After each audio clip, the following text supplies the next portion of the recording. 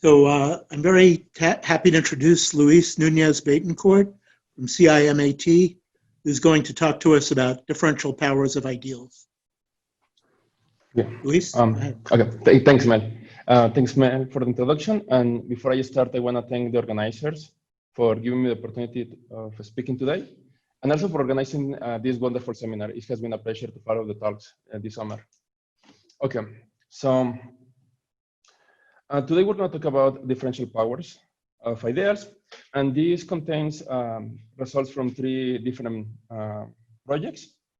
One is from a survey with Dow, this one, which is with Dow, Hylon Dow, Alessandro Di Stefani, Eloisa Griffo, and Craig Hunicke. And this was from a survey that we wrote about symbolic powers. And then also the results are going to come from a project with Holger Brenner and Jack Jeffries, when we wanted to use differential powers to study singularities. And the final project that I'm going to mention today is in joint work with Daniel Duarte. Okay, so let's start. So let me start by giving some notation that I'm going to follow through all the talk. So for us, K is always going to be an algebraically closed field.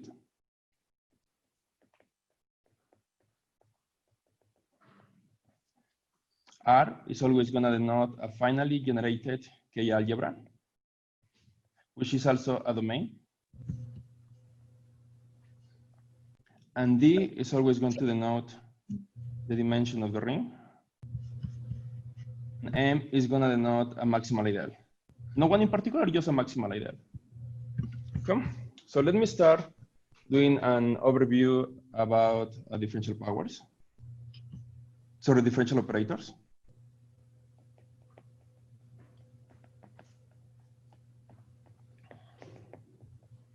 Okay, so let me define them. We define the differential operators of order smaller or equal than n, where n is a natural number, inductively as follows. So first, the differential powers of order 0, that I'm going to note this way, are linear maps from R to R. And if a map is R linear, we're going to have that is also K linear. So we may see this guy as a subset of the linear transformations between R and R. And we know that this guy is isomorphic to R, because every map from R to R is determined by where one goes. So in this talk, a lot of times I'm gonna use notation, and sometimes I'm gonna write an element in R when I actually mean is the map given by its multiplication. Okay. Second, the differential operators of order at most n are those linear maps, K linear maps, such that when I take the commutator, this is a differential order, the order drops by 1. And here happens for every element R in R. And here is when I'm using notation. In reality, I'm not thinking that this element lives here. I'm thinking of this element living here. Okay. Let me start with a proposition that says something about these differential operators. First, we have that if we have an element of order at most n, then it has order at most n plus 1, which is something that we were expecting. Second, if we have a differential operator of order at most a, and we compose it with a differential operator of order at most b, then we get a differential operator of order at most a plus b. And then this prompts a question: when this containment is an actual equality. So let me just say that in general, it doesn't happen. This containment is not an equality. In fact, there is a very important conjecture that I want to mention. Oops. Conjecture. And this is to Nakai. And it says that if we suppose that the field has characteristic 0, then we have an equality in the previous containment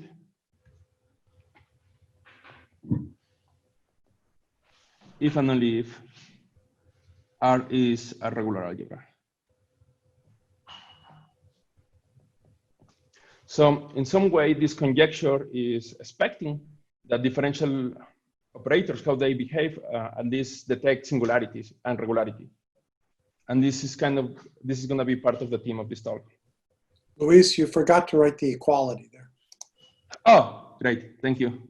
Sorry. Okay. Yeah, exactly that. Okay.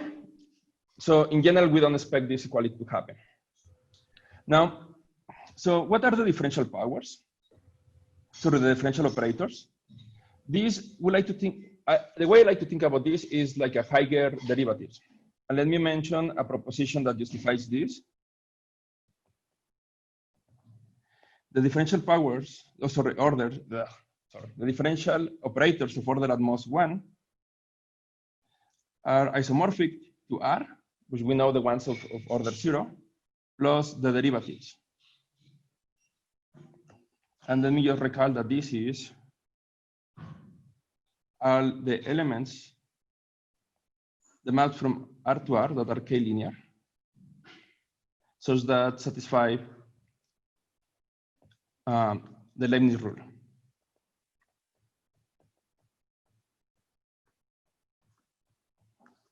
Okay.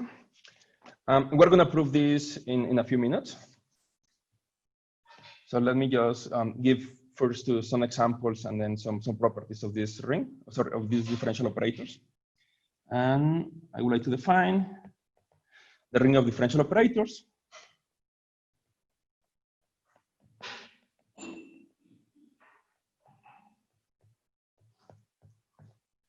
Of R is defined by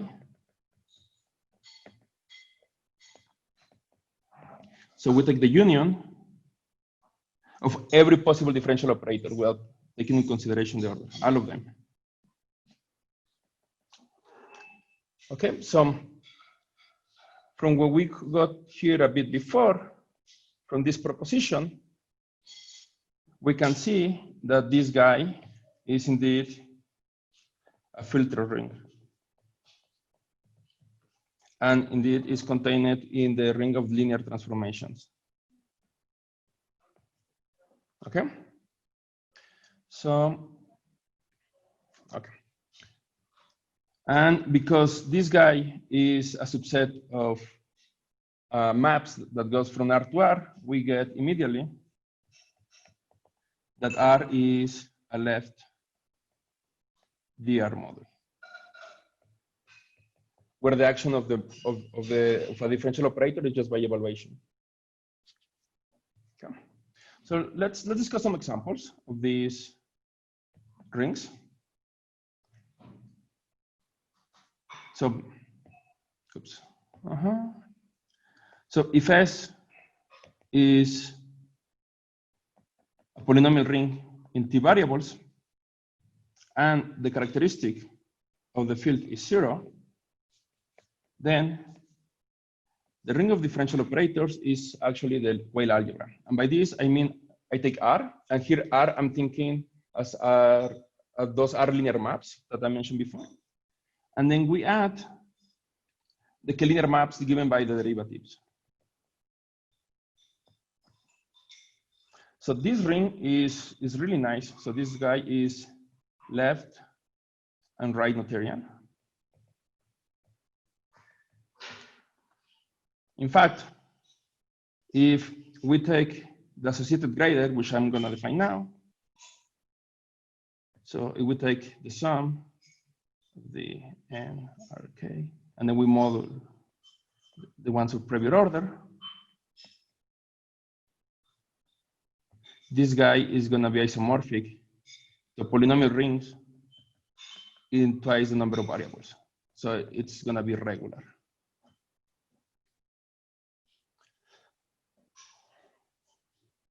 Another thing that happens in this special case is that this ring is not, well, sorry, something that happens in rings of differential operators, even in this special case, is that the ring is not Noetherian.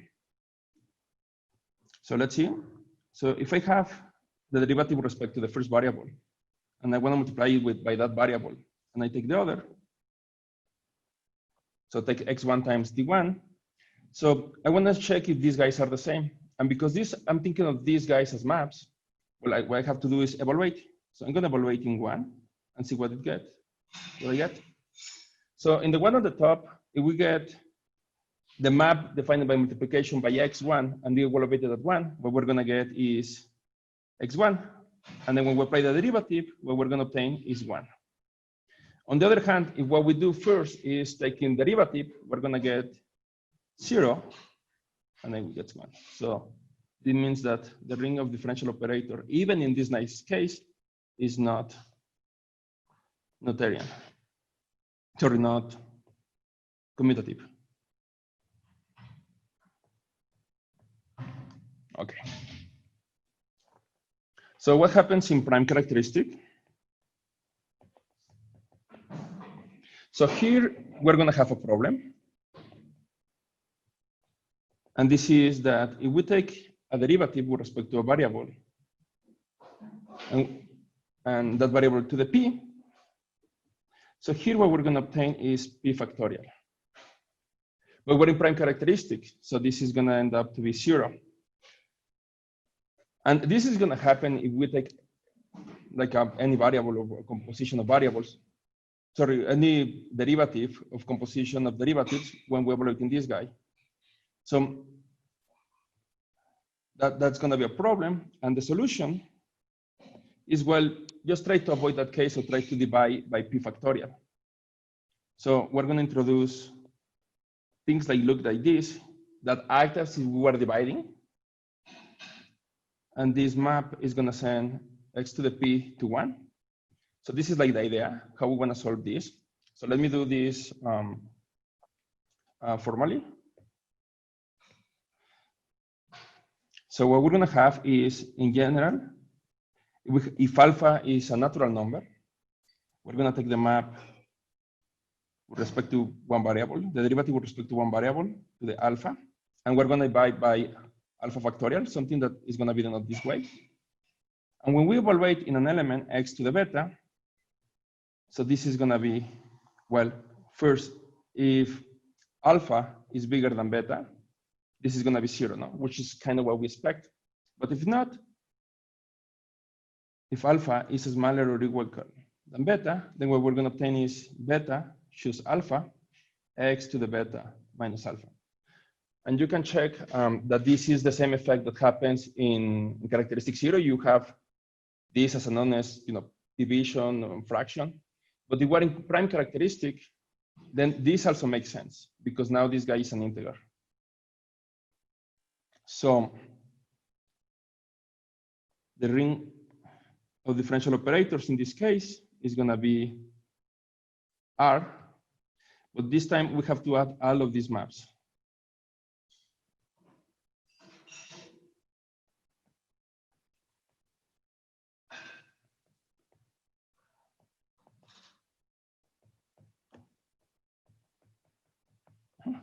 In this case, the ring is not Noetherian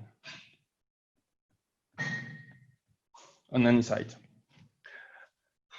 Okay, so when we have something that is not regular. Let me see another example. So now let me take R to be, oops, here it should be S. Yeah. R to be S over I, no? And remember, this guy is a polynomial ring. So the way we obtain the differential operators over R is by taking those differential operators over S, the bigger ring, that leave the ideal stable. And then we have to take quotient over those that are just zero or redundant. So this way we can find characterization of this for quotient of polynomial rings for finally generated K algebras. Okay. So now let me see another example. Luis, in the line we're above not Noetherian, is that S and R? Oh, of course. Yeah, thank you. Yeah, Neil Epstein commented. Yes, of course. Thank you.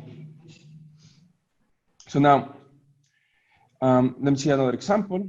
If R is, we take a polynomial ring in 3 variables, and then we take the hypersurface given by the sum of 3 cubics. So then this guy is also non-Noetherian. Even though here the problem is not the characteristic, the problem is the ring. And this is an example by Bernstein,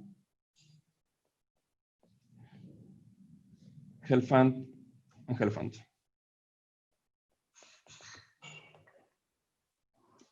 Let me mention another example that is related to this one. So we take R to be complex numbers, but now we have 4 variables. And then we add this time 4 cubics. So here, Deblin-Mallory recently showed that here R is not this simple. And this is going to play a role later. This simplicity of the ring as a module over the differential operators will happen in the first examples that we saw, polynomial rings. And when we have some nice singularities. The surprising part about this example is that this guy has KLT singularities. And it still is not the simple. And the problem is that there are not differential operators that lower the degree.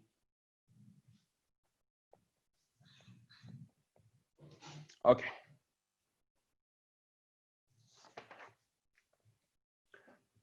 Okay, so now let me recall something that we just discussed a few minutes ago.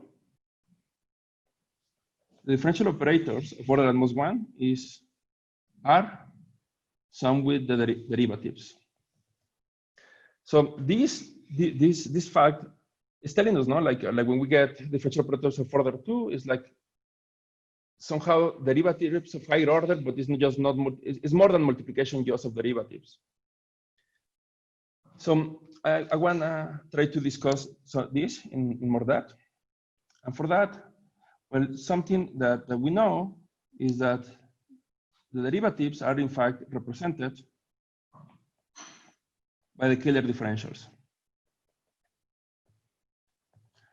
So in a way, if we want to represent higher order derivatives, we need to get some higher order Scalar differentials. So for that, let me remind the definition of these Scalar differentials. So let me take T to be R tensor product with K with itself. And then once we have this T, we have a map from T to R induced by the multiplication. So this map, what it does, it takes a tensor product of F and G and sets it to the multiplication. So if I take delta to be the kernel of this map, we will have, because the map is surjective, that T over delta is isomorphic to R. And the Scalar differentials, one way to define them, Scalar differentials are delta over delta square. So if we want to get some sort of higher Scalar differentials in a way, so probably we need to work with this. And then here comes the definition of the subject, which we're going to call the principal parts. So the module Luis, there's a question about what characteristic you're in right now. I'm not assuming characteristic in any point.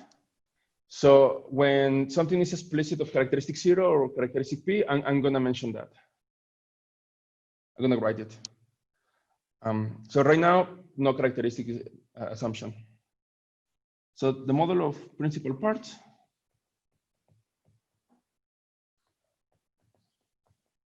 of R is defined by, so we're going to do this by curly P, R, K, and this is going to be T over delta, the same as before, n plus 1. Okay? So let me make an observation.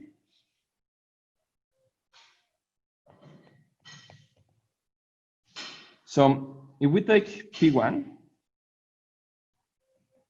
so this is going to be T over delta square by definition, and this rejects in T over delta, which we already saw that this is isomorphic to R.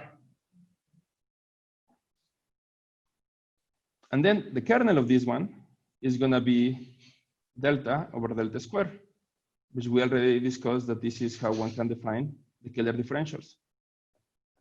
So we have a short exact sequence of T modules. In fact, now we can see that T is an R module multiplying by the left of the right. So I'm going to take it on the left. And then if I think of this not as a short exact sequence of T modules, but of R modules, then this whole thing is going to imply that the principal parts, the one principal parts are isomorphic to R direct sum with the Scalar differentials, which should sound familiar to a fact that we discussed a few minutes ago. Okay. So a proposition that's going to be useful for us is that the principal parts represent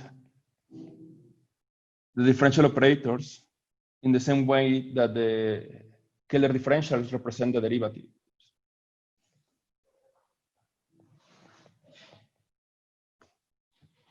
Okay.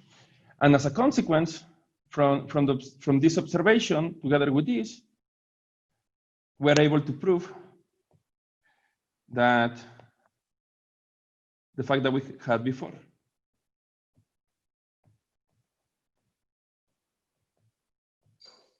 Okay.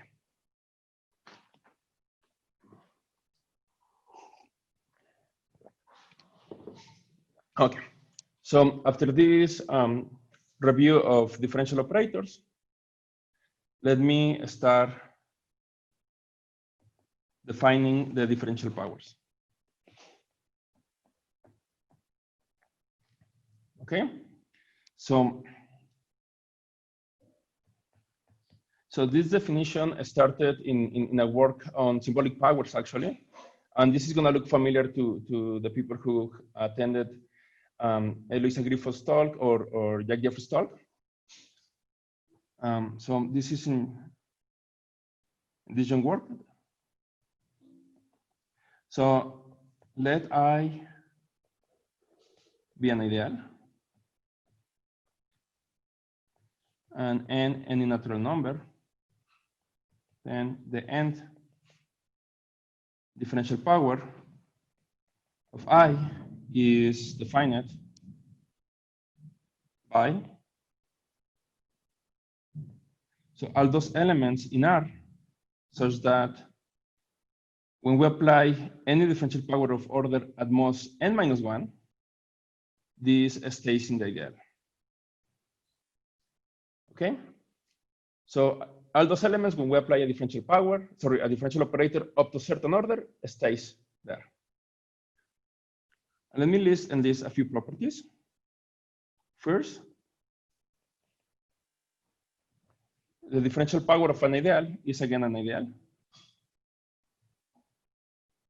Second, the first differential power is equal to the original ideal.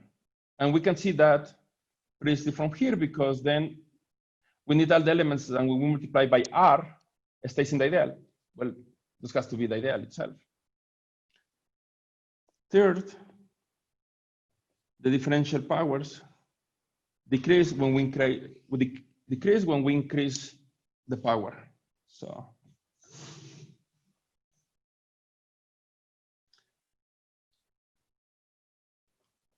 four, the ordinary power is contained in the differential power. 5, if P is a prime ideal, then the differential power is P primary.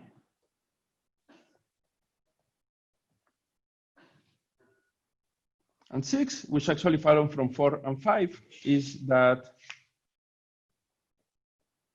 if I is a radical ideal, then the symbolic power is contained in the differential power. And let me just recall quickly, even though this has been spoken in this seminar a few times, what the symbolic power is. So what we do is we take the ordinary power, we extend it in a localization, then we contract, and we do this over all minimal primes of I. Okay.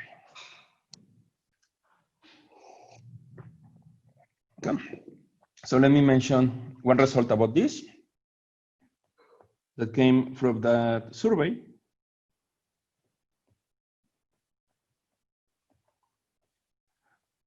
So let R be a determinantal ring. And this X here, I'm thinking as a matrix of variables. So it's a bunch of variables. And then I'm going to take the T plus 1 minors. And I'm going to take M to be the maximal ideal. And then here, I'm going to assume something about the characteristic. So if the characteristic of the field is 0, then when I take an ideal and I take 2 to the n symbolic power, this is going to be contained in the n power of the maximal ideal, and this is going to happen for every radical ideal of R that is contained in the maximal. So, Luis, there's a question, when do the symbolic powers actually coincide with the differential powers? I'm going to go there in just 2 minutes. So, okay. Okay. Okay. So, and I want to mention that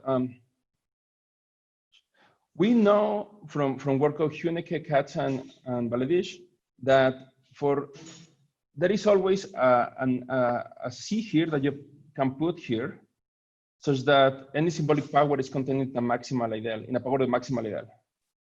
And this is what they call the uniform Chevalier theorem. So what we're doing here is saying that this guy, that C is 2, which is actually effective. And the way we do this is even though it's not in the statement, is through differential powers. And we can prove it with the properties that we already discussed. So because J is contained in M, we're going to have that the differential power of 1 is contained in the differential power of the other. But we already discussed that a differential power contains a symbolic power. And then using invariant theory, and that's why we need characteristic 0, we can show that the 2n differential power is contained in the n power of the maximal ideal. And that gives a sheer proof. So I'm going to go soon to the question that Mel asked. But for that, let me just mention a proposition. And this is now in the work with Brenner and Jeffries. So the differential power of a maximal ideal is equal to the symbolic power if and only if, when we localize our algebra at this maximal ideal, is regular. So in order for the differential power coincide with the ordinary power, with the symbolic power of a maximal ideal, we need regularity. Okay, and from this, let me make a few observations that are consequence of this. So if we take a differential power, let's suppose that I is a radical ideal contained in R. So if I is radical, then we have that it is equal to the intersection of, sorry, and R, I'm assuming that is a polynomial ring in several variables. That's very important. Okay. So if I is an ideal in a polynomial ring, then I is intersection of every maximal ideal that contains it. So a nice property about differential powers is that it commutes with intersections. So this is going to be equal to the intersection of the differential powers of the maximal ideals that contain this ideal I. And because R is a polynomial ring, so it's regular. So by the proposition that I just mentioned, this is the same intersection of all those ordinary powers. But then this, by a work of Eisenbach and Hochster,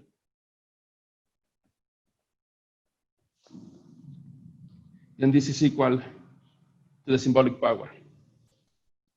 And this is no news because this is in fact the Zariski-Nagata theorem for symbolic powers.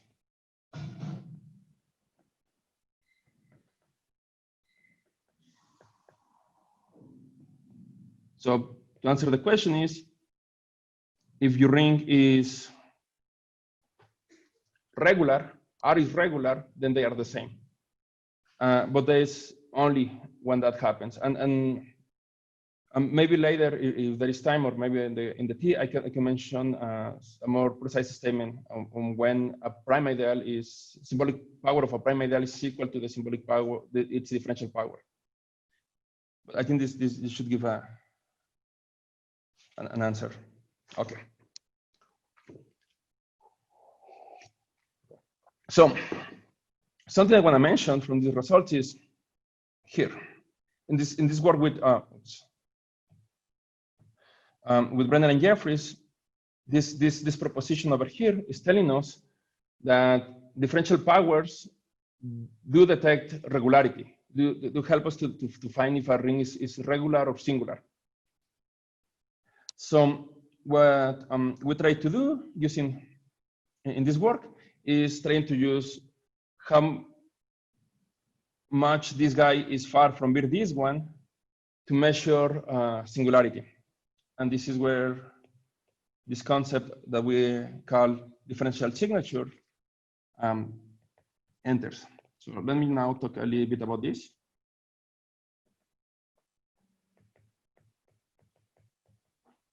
Okay, let me start with a theorem from this work.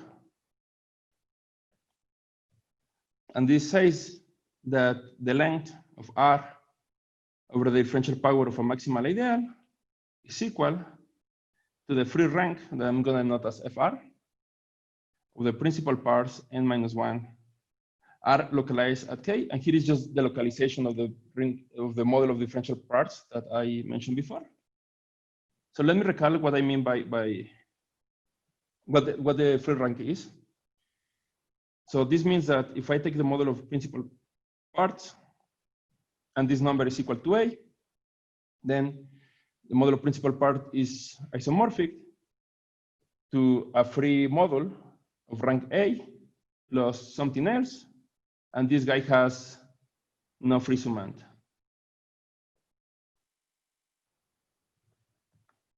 Okay? And so, okay. So in a way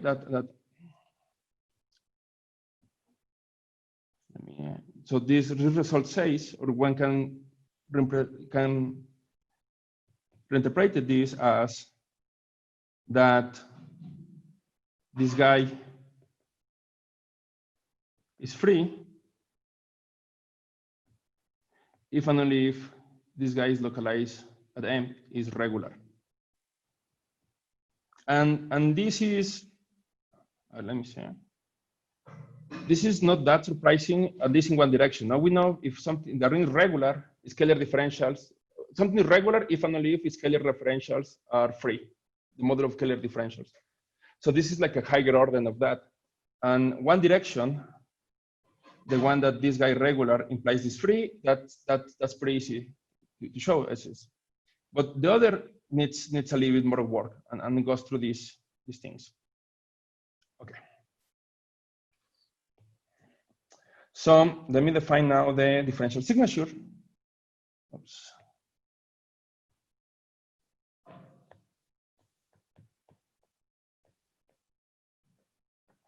So the differential signature of R at M is defined by some, first we're going to note this as an S with a diff, an R localized at M, and this is going to be the lim sup when n goes to infinity of the column of R and the differential power of M over n factorial, and then we have to re-escalate with a d factorial there. Ready? And from something that we just discussed, this is the same as d factorial times the free rank minus 1, and this over, and here instead of put n to the d, what I'm gonna write is the rank of p to the n minus 1. So this may look familiar for the people who work in prime characteristic, and this may remind them of the F signature, because F signature is like the free rank of certain model over its actual rank, and one can see this as a percentage of how certain model, how far is a certain model from being free. And indeed, the model of principal parts behaves in some sense, in some cases, as the ring of p roots. So this result actually, or this definition was inspired for what happens with F signature. That I'm not gonna talk a lot about that, but I think I wanted to mention this for the people who work in prime characteristic. Luis, there's Yes. a question about why the lim sup isn't a limit. Can you say something about when the limit is known to exist?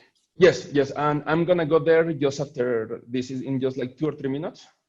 Okay. And I'm gonna make a few comments. Thank you. No problem. So before I answer the question that Craig just mentioned, I just might mention that from here it follows that, well, it has to be smaller or equal than 1, and it has to be bigger or equal than 0, no? Okay. So let me mention, I'll answer that question that I actually have in my notes. So why not a limit? Well, the honest answer is we don't know how to prove that the limit exists. And one of the reasons is because if you go back to the talk last week by Del Kutkowski, is that sometimes to prove that some limits exist, you associate these two volumes and then you get a graded system. And the problem is that the differential powers are not always a graded system. And I can give a specific example. If you take R to be the cusp, actually with K. We take this one, then we take the third differential power and multiply it with itself. This is not contained in the sixth differential power. So that's one of the problems that we have. In fact, we have a question. We think that the problem here is that the ring is not normal. And this is going to play a role in several parts of this talk. So let me just write the questions. So is the sequence of differential powers a graded system? if R is normal. We don't know, but we suspect it will be true. But let me say when we can say that the limit exists, and in fact that is rational. So if the associated gradient of the ring of differentials that we used before, so let me just rewrite it,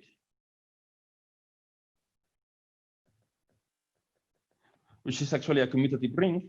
If this guy is a finally generated, sorry, here I need to put the little m, Rm algebra, then the differential signature is a lim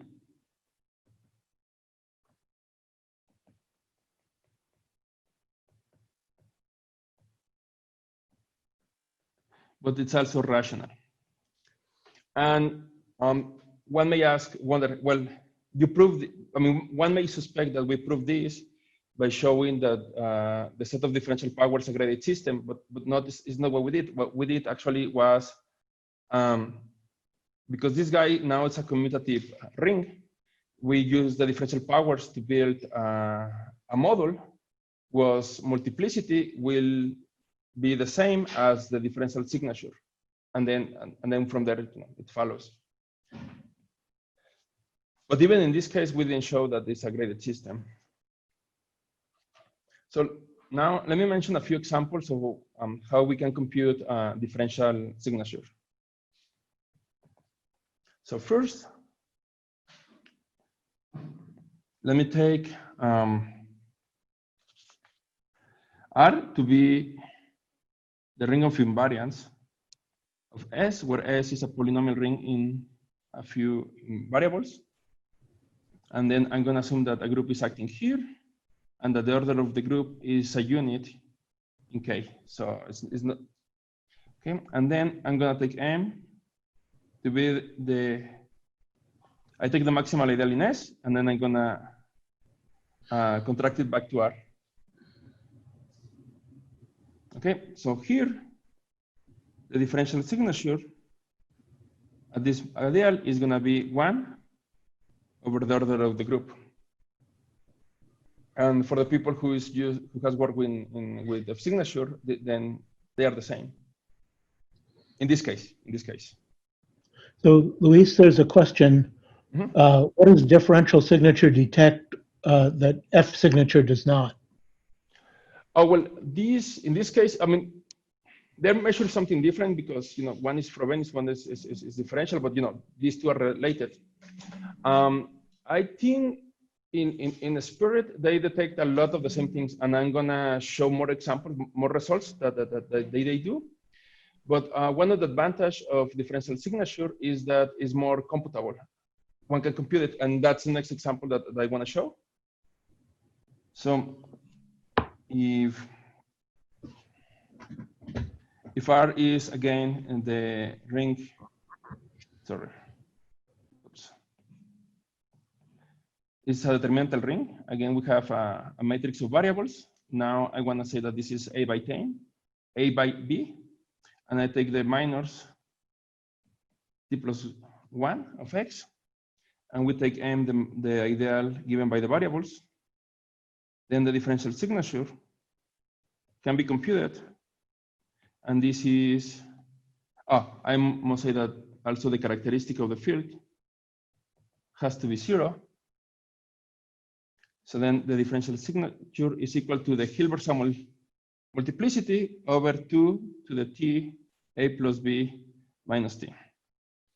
So in this case, we can compute it. And it's because we're using invariant theory. And if signature for determinantal rings is not known, even in, unless you are in a 2 by 2 minors. But even I think to the best of my knowledge, the signature of determinantal of a 3 by 3 generic matrix is not known, even in that case. So, okay, so let me mention another example. And this is going to look very familiar to signature. So I'm just drinking a bit of water. So if now we're in prime characteristic,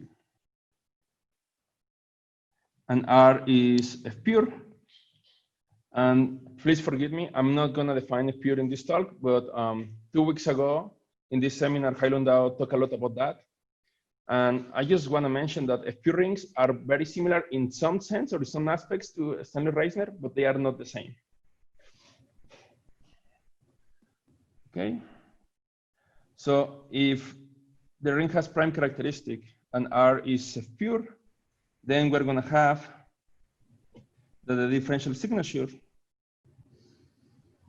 is positive at an ideal if and only if the ring is strongly regular, which is the same statement that you get with F signature.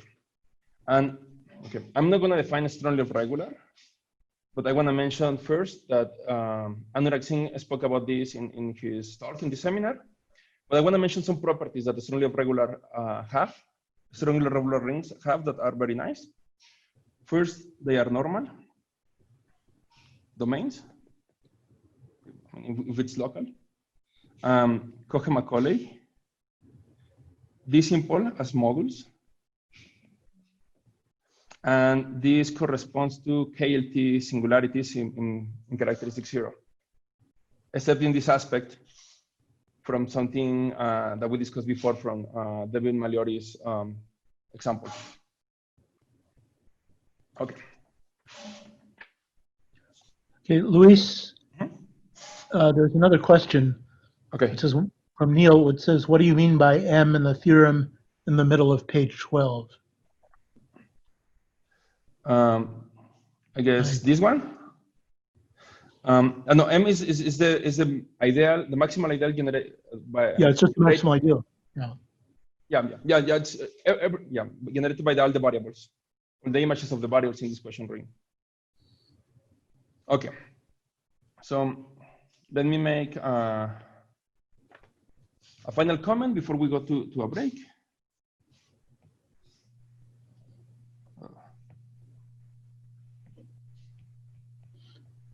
Okay, before we make a comment, there's another question, which is, what is the maximum range of differential signature? I mean, differential signature goes between 0 and 1. And we expect that the closer it is to 1, the closer to being regular it is of a ring from this point of view. Okay. And it is because, the closer the signature goes to 1, then it means that asymptotically, the model of principal part is more free, and we saw that principal part being free is equal to the ring being irregular.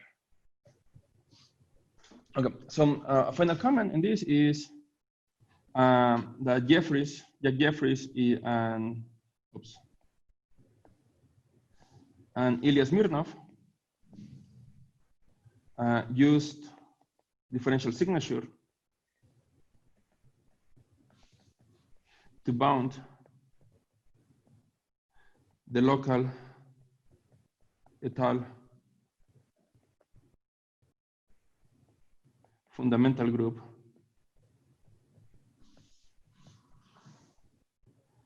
of a variety at a singular point. So I'm not going through details about this, but the paper, the preprint is already in the archive.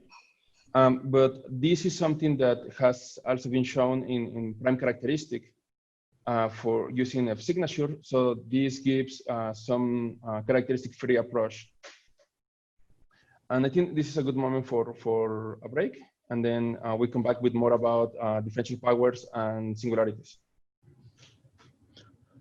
Okay, so we'll reconvene in 5 minutes at 5:27. Okay. So for the last part of the talk, I'm going to talk about Nash blowups.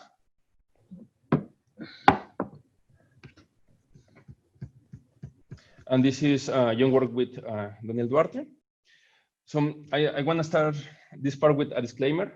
So it's gonna look, at least at the beginning, that this is disconnected from the previous part of the talk, because it's, at the beginning it's not gonna seem related to differential powers.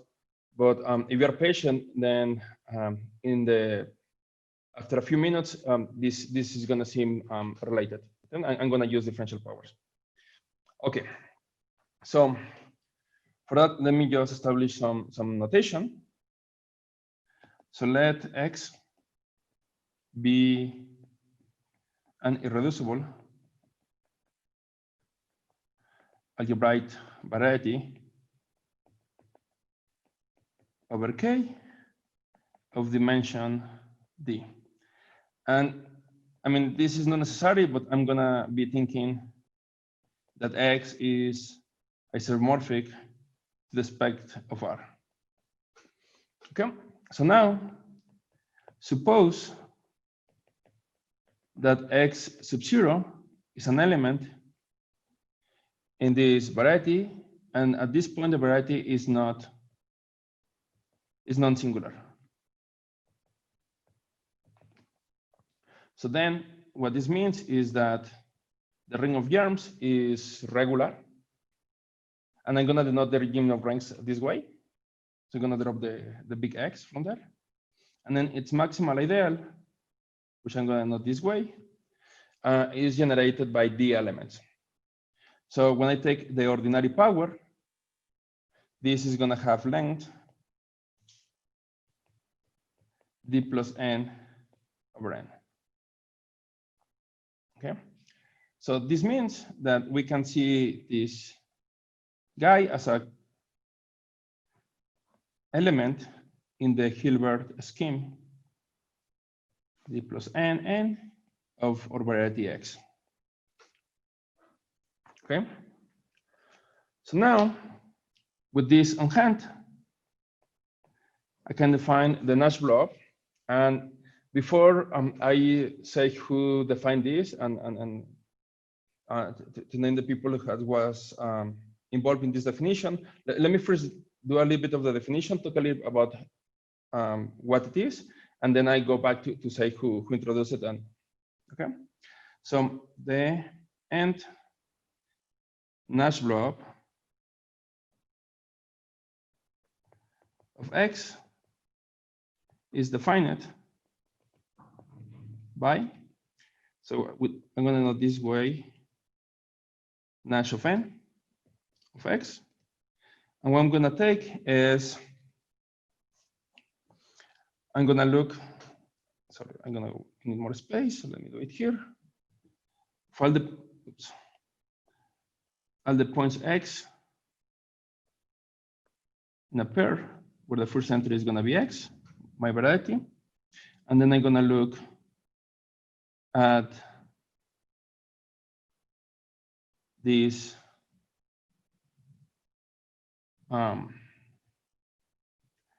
maximal ideal n plus 1 x, and I'm going to assume that X is non-singular, so I take away the singular points, and this cross the Hilbert space. So if I'm going to be looking at this set,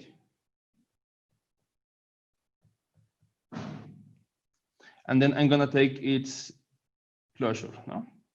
So I'm going to approximate all the singular points. I'm going to take singular points by approximating what's happening with this pair at the smooth points. Okay, so, and because this guy at least lives, this guy is going to live in X times this Hilbert space, then we have a function that goes from here to X given by the projection. So now let me tell a bit about the history here. So the Nash blob was the first popularized by Nash in a paper of Nobile, actually, in which he says that that he learned about these kind of modifications from Nash for when, in the case that n is equal to 1. So that's what we call the first Nash blow-up. But then, actually, a few years earlier, in another paper, this was introduced by a work of Sampler, the paper by him. And you can see different definitions using, some using the Hilbert space, some using Grassmannians of differentials. But I'm just gonna take this one. And the definition that I'm giving today, especially for higher Nash blob, is given by Yasuda. Okay, and the goal of this, to define this is to obtain resolution of singularities from this map, to try to find how iterations of this map give us a resolution of singularities. Let me make this explicit. So, question: does the sequence in which I take first x0, x1, x2, and so on, where x0 is equal to the original variety, and xn plus 1 is equal to the Nash blow-up, the first one, so I'm using 1 only, of x, if this sequence give eventually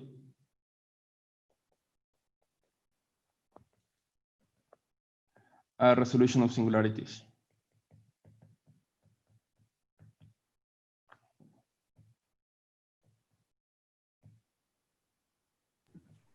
Okay.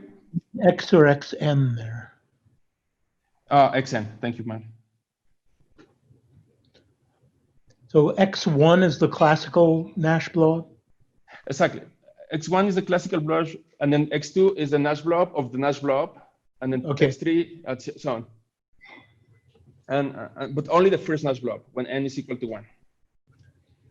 And then another question that was, so this is whether iterating Nash blow-up, we get the resolution of singularities. And then another question that was posed by Yasuda is,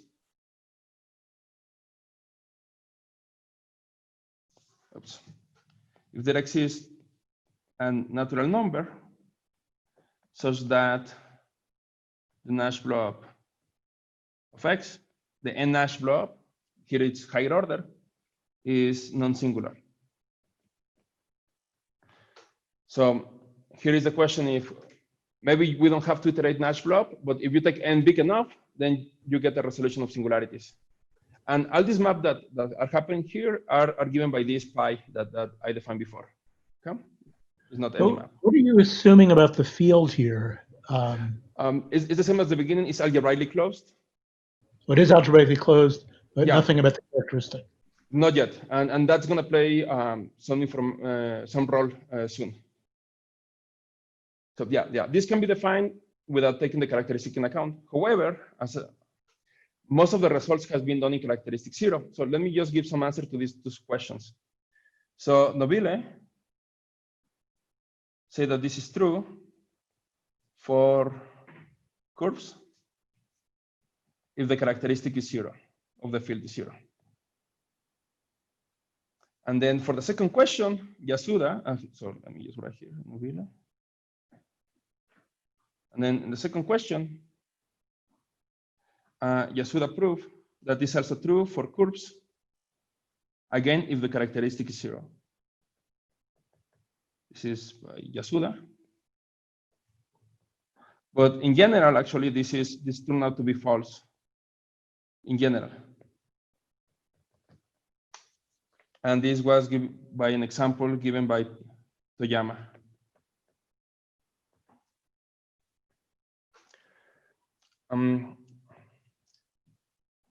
So let me give another example where it's not this one, but something similar to this is true. This is a theorem of, oops, let me change the color. Oops. Theorem of Spivakovsky that says, suppose that the characteristic again is 0, and the dimension of the varieties too. So we're talking about surface. Then the sequence. So it's going to look very familiar as we did before. But this is going to where the sequence where x0, this is not the original variety. This is going to be the normalization that I'm going to note with this bar of the original variety. And xn plus 1 is equal to we take the first Nash blob, again, with 1 of x, n, and then we take the normalization of that. So if we add the additional part of the process of normalizing, then this gives a resolution of singularities. Okay, but if I mean, you may have already noticed in all these positive results to this question, we need the property that the variety is, sorry, that the characteristic is 0. And that is because this is related to a theorem of Nobile. Luis, you mean for large n, this is a resolution of singularity?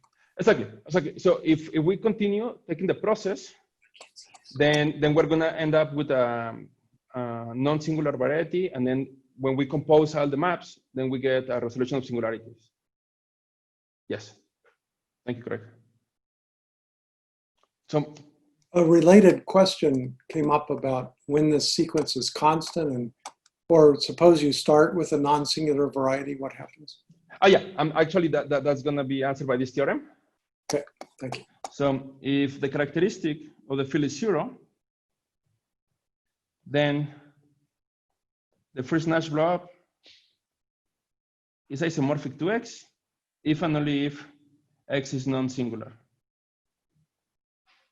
And this is something that we needed. No? So for these questions, in order to be significant, yeah, we want to avoid that this a constant and the variety is singular. So we want that if the variety is singular, then this Nash blob does modify the variety. We get something new, something different.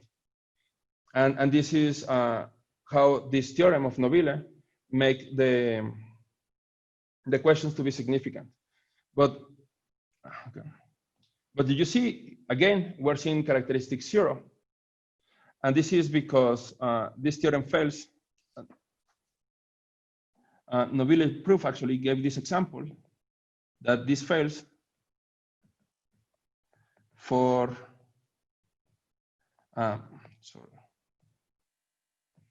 x equal to the spec of f2 for x, y, the cusp.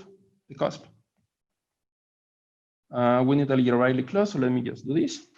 So that fails there. So what I mean is that the Nash blob, and actually any Nash blob, this was proved for higher end by Yasuda, is isomorphic to itself. So this is a singular variety that the Nash blob does nothing. So this encourage people for working in prime characteristic with Nash blobs, because if this fundamental theorem that's needed of Nobile fails there, then there is not much to get. So then there were some attempts to try to study something similar to about Nash blobs in prime characteristic, and this was introduced by Yasuda, what he called F blobs. And what he did is, in this definition, I took, it seems with ordinary powers, he takes Frobenius powers, and then he started doing some work there. Okay, so Nobile fails, and then that's why some people stop studying Nash blobs for prime characteristic. So one of the results that I want to mention, and that does relate with differential powers, is that these do fail in characteristics, in prime characteristic, but just by a little. So if you add some null hypothesis in the variety, then you actually get something analogous. So in this work with Duarte, so if for variety is normal, then the Nash blob is an isomorphism. It's the same as the original variety if and only if X is non-singular. So what was missed from Noville's theorem is the condition of normality. And this is in aligned with this result of Spivakowski. Let me go back. Because he was not able to get the result for resolution only taking the Nash blob. He needed to take normalization. So one may ask, well, this analogous theorem in characteristic P makes sense. Well, one can try to get it, but something like this is not disencouraged in prime characteristic now. Okay, so this is true if we just add normal. And let me mention a few comments of the proof. And here is where differential powers start playing a role. First, So Luis, there's another question. Is that isomorphism from the blow-up map? Yes, always. Every time I took in the sequence, or when I write these isomorphisms, I assume with respect to that map. Okay. Thanks. So let me talk about of the sketch of the proof, but actually it's not a sketch. It's just I'm going to mention a few steps to prove this. So first, let me fix a point in the variety. So if the Nash blob is isomorphic under this map with X, then this here prove that, well, that if I take the germs and then I take the second differential power, this is equal to d plus 1. And this is not the way that Tessier proved this or phrased this. So, but from his original result, it's not much work to rephrase that into differential powers from what we have discussed so far. So his result is he rephrased this in terms of principal parts. Well, not in principal parts. And then once we have this, then one can build some derivatives of the germs. And because derivatives are actually p-linear maps, we're going to be able to assign some map from this guy, and this guy represents the ring of p-roots. Something I should mention is that the proof I'm going to sketch is for prime characteristic because characteristic 0 is already done. So, sorry. For the proof, I am assuming in Sharpie. For the proof, for this sketch. Sorry about that. So now, okay. So if I take the ring of p-roots of the germ, the ring of germs, and with these derivatives that one can build using this fact, then one can get maps, corresponding maps from this guy to O, to the P, and then get just a lot of them. And with this, one can build a map that goes from the p-roots to a free model. And then using normality, one can show that this is an isomorphism. And yeah. And here is where the normality plays an important role. And then now this follows from Kuhn's theorem, the characterized regularity in terms of the Frobenius map.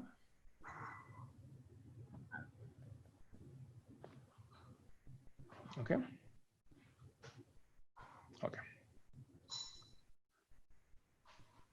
So, Luis, there's another question, which is it possible that semi-normality is enough to make it work in characteristic P? That would still exclude the cusps.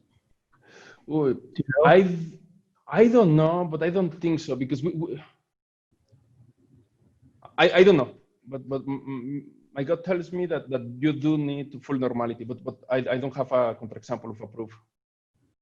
Is normality used in an application of Zariski's main theorem? Is that? Well, what we do is like we check that and every prime, when we localize at every prime of height 1, then this is an isomorphism. And then from there, when we work with it, and then you get it. Okay. Okay. So okay. So now, okay. So now, what happens? This is for Nash 1. If we want to get a higher Nash, so then it's a bit harder. And then let me just mention a few things now. From here, Noville theorem is for the first Nash. Noville theorem, actually, if you put here something bigger, even 2, is not known. There are some results that say, like if X is a toric variety of X is a hypersurface, then you can get some result like this for higher Nash in characteristic 0. But even here, if you put an N, then something like this is not known in characteristic 0. So in prime characteristic, following, okay, similar ideas, we're able to prove the following for higher Nash blob. If X is F pure, and and the characteristic of the field is P,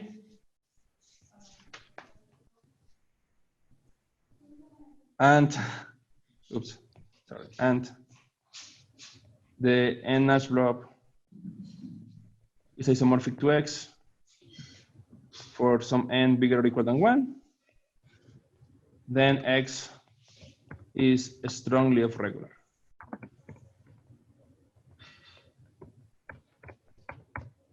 So we're not able to show that then X is non-singular and trying to get something analogous to Noville's theorem. But from the point of view of Frobenius, then we obtain that is as close to regular as possible. Well, and let me mention say a few words of how this is proven. And again, this is a sketch that is just going to mention a few steps in the proof. So if Nash N is isomorphic to X, then again by work of Tessier, we're going to get that the length of the quotient by the n plus 1 differential power, so here is where differential power plays a role, is equal to n plus d over n. And then this will imply, and even though it doesn't use explicitly these results, it does use, well, I mentioned some work from some people that gives the following. So this is related to the work of Aberbach and Enescu. This is related to the work of Aberbach and Lusky, and the work of Smith. So it doesn't use it explicitly because they work with a signature or with something like splitting primes and things like that. But it is, the ideas will prove that, so the ideas in this context will prove that the differential signature is positive.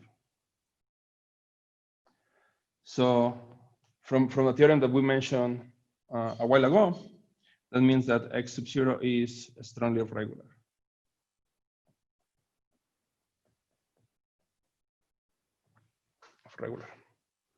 And just to end this talk, I just want to mention that we do get, something like, we are able to get something like this in prime characteristic, actually in characteristic free, something like this using also differential powers for quotient varieties. So what I mean by that is, varieties given by invariant rings if they're on the reduction of finite group. We get something like this also for toric varieties, also characteristic free, well, sorry, prime characteristic. And a few results like this are also, in some special cases, can be gotten in prime characteristic using differential powers. And I think I will stop here. Thank you.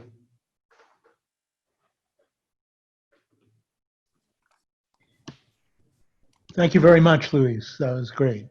Are there questions at this point? I see a question on page 18. Do you mean for some n or for all n bigger than or equal to 1? Oh, yeah.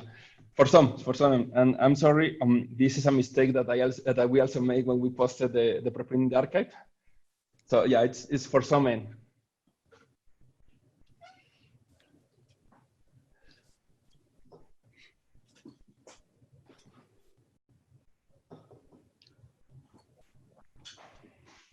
Are there any other questions?